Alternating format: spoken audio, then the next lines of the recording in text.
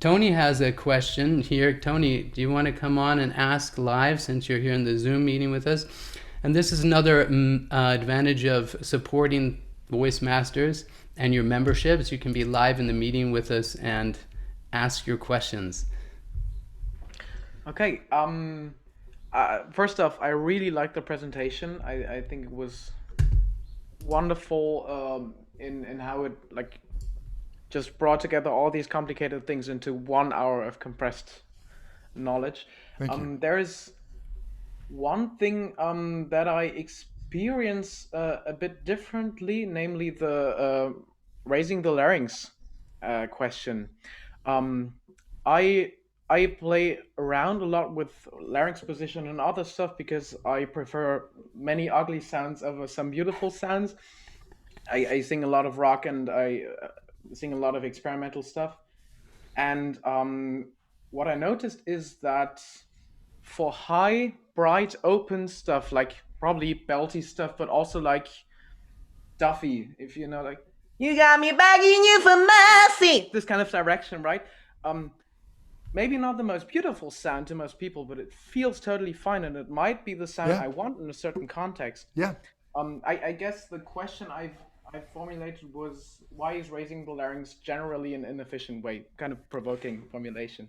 You can know what I mean. Yeah. So again, so I'm going to backtrack a little bit. That was a very broad stroke statement because most singers, what they're doing is they're tracking resonances that they're struggling with, and that presents itself as a high larynx. And what I'll often say is a high larynx in and of itself is not bad.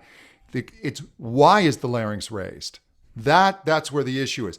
And if you're raising the larynx for color, now when you're doing that hey kind of sound, that's not a high larynx because you're in that shout condition.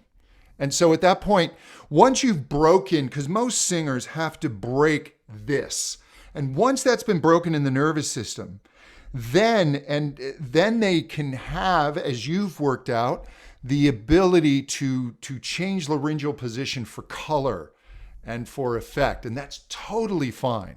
So it really is. The question is, why is your larynx high? And in most beginning singers, it's high because of an imbalance.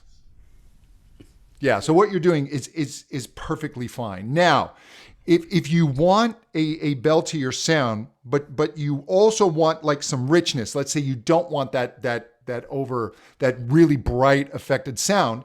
Now, and great singers will use all different colors. Then the larynx can be a little more stabilized, and then you're really going to drop the jaw, make changes here to bring in the brightness while maintaining the depth and the richness of the more stable larynx. Yeah.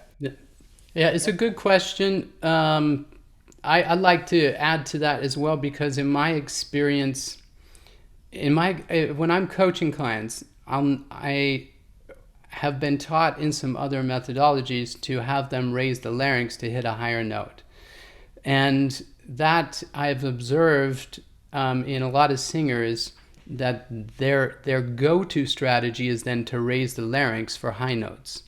And what happens then is you run out of your range of motion. The larynx is a movable part. It has a maximum range of motion. And if you start a phrase already very high, higher than you need it, you're going to hit the ceiling quite quickly. And most singers they rather have that problem, like John said, that their larynx is already too high. So to help him hit a high note, I actually have them lower their larynx on the way up to the high note. That gives a greater range of motion. So that would be one reason I would say it's not a go-to. It's not, but you're right in the saying we need to maintain the range of motion in singing. And that's the whole module of my course is dedicated to that. It's called dynamic movement potential. So that is super important. And you're also absolutely right to say the larynx needs to be at a higher position for certain sounds, and there's no problem with that. The problem occurs when people just overshoot it, they run out of space. And then you eliminate all of your resonance and vowel possibilities and end up with just an eh. And also singers' first instinct strategy for everyone going up, like John mentioned briefly earlier, smaller spaces create higher vibrations. And people know this intuitively. If you ask somebody to speak highly, they're going to shrink everything down inside and go, hi, my, no. Well, if you're trying to hit a big high note and you shrink your inner space, it's never going to happen. So it's almost counterintuitive. So I think it's a great strategy, but if I notice the singer is just can't get out of the low larynx position, then I might have them go there. But I've just that's the reason I would respond to your question the same way as John. It's less efficient in that sense, not because it doesn't work and it's not necessary, but as an overall strategy, it's less efficient. Does that help? Yeah, and it makes sense. And I can imagine that because I teach people too, and probably I wouldn't tell a beginner singer, "Oh, that's a high note. Just raise your larynx." So it does make sense to me. It's just important for me to hear that clarification, because there is the myth that there's this one correct and healthy larynx position, and everything else will immediately lead to vocal deterioration. No. I was taught that early in my teaching career, and then have come to realize that's not true. Yeah, me too. Me too. And I think you've experienced the same thing, Tony. I know you're very, very knowledgeable in the science of singing and what you do. And there is not just one larynx position. That leads to holding the larynx in one position. You lose your range of motion and you lose your potential possibilities. But as somebody that loves rock singing, you have to have that larynx in a higher position for rock singing, and especially for your vocal effects. Almost all the vocal effects require more narrowing, more twang, just to activate the functions. But that would be the same thing. Once you get there, you have to start relaxing it again, don't you? Yeah, and I mean, often I feel the most relaxed when I don't actually know in the moment what I'm doing. I might change my perspective and switch to a cognitive analytical thing, and oh yeah, I'm doing this. This is why it worked. And now that I'm thinking of it, oh, it has ceased working. Well, thank you. Thanks for coming on Asking Live. Appreciate you. So I know we're going over time here, so we'll try and speed it up. If you have to leave, we understand that. The Q&A section, we're going to post a Q&A to the YouTube channel later. But this question is coming from Alyssa Klein. And it's kind of an in-depth question, so we'll try and give you a one or two sentence answer. How would you explain more power, less effort to a young singer and getting stabilization on a higher note? Yeah, so I basically will explain to them that very simply is you have your vocal cords that are making the initial sound. It's kind of like, hitting the string. And then these are your amplifiers. And if we adjust these amplifiers just right, we're going to get this burst of energy. And the energy is going to go, all this vibrating air is going to go out towards the audience, but it's also going to head this way as well. And so it helps you hold back the air. It's not just your muscles doing it. And I've explained, imagine that you've got this giant helium-filled balloon that you're struggling to hold down, yeah? Well, a really good vowel, really good resonance is like turning on a giant fan that's pointed down above it. All of a sudden, you're going from here to, oh, okay, now I can maneuver this without struggling to hold it down. And so the good resonance is like the energy of the fan blowing down onto this giant helium-filled balloon. I like that. That's a great visual example.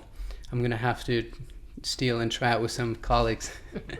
I thought about this because I saw this question and I'm like, oh, I would love to talk about this in depth, but how would you explain more power, less effort to a young singer and getting stabilization on a higher note? And I thought about it. How do I do that?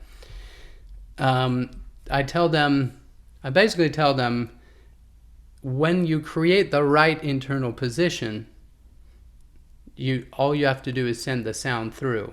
Your voice is making the sound, and you get the right position up here, you don't have to give it any effort. You're just creating this space and sending the sound through. You don't have to push it through. You don't have to force it through, because once you get the right space, it just goes through there with no effort. Of course, this is, you're talking about stabilization, and stabilization for me is really dependent on the physical component. A lot of it has to do with are they breathing efficiently? And I talk about that in the module of my program called Airflow Control. And the module, the program Dynamic Movement Potential. Are these things in balance? Is there movement? Is there activity? Is there efficiency? And then you create the space and it will work. And when you create the right space and learn how to do it, your voice works every time, because your voice is designed to work that way. So create the right design, your voice does the rest, and that's an exciting feeling. I used to love that, and then wake up the next, go in a voice lesson coaching session as a younger singer. I'm like, I got it all figured out. Finally, the day has come. And I wake up the next day and go, no. So, Yeah. so if you've been there and felt that, join the club. It's just a process, but getting that alignment and those things coordinating, then that will happen more and more frequently, and that's exciting. And then you realize, man, I've been working way too hard.